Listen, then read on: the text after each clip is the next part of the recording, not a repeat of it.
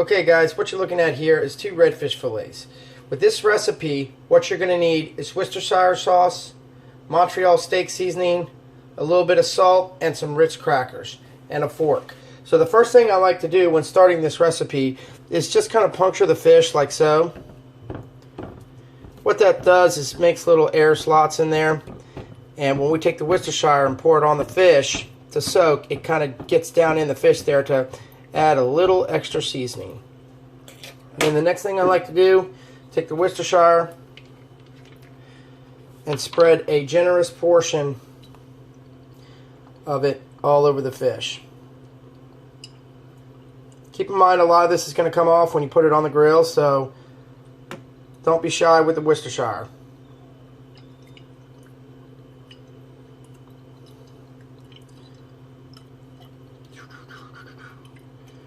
Okay, after you do that, you want to add your Montreal steak seasoning. Generous portion of that as well. Some of it will fall off when it gets on the grill. I like to do it in this order too, guys, because that Worcestershire will help keep the steak seasoning on there. Kind of stays glued on there. And a little bit of salt.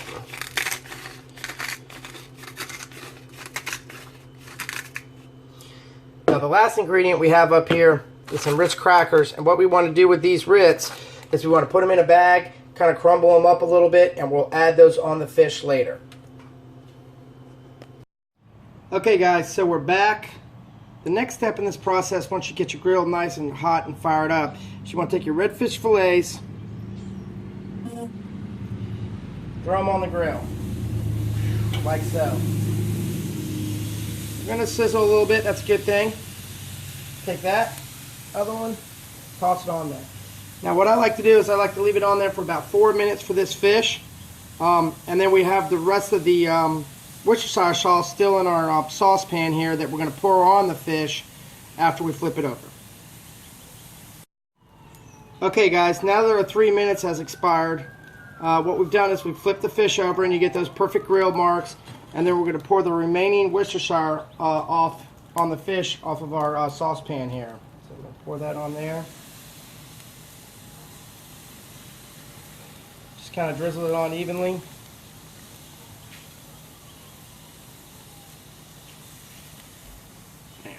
And then the next step we're going to do is we're going to take our bag that we made of crushed crackers and we're going to distribute it evenly across the fish.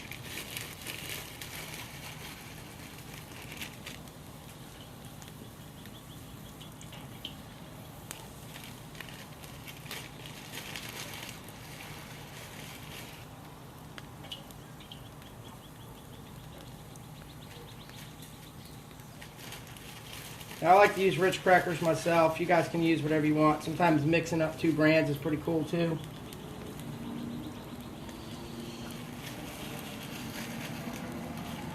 This will give you an idea of basically what you're trying to do here.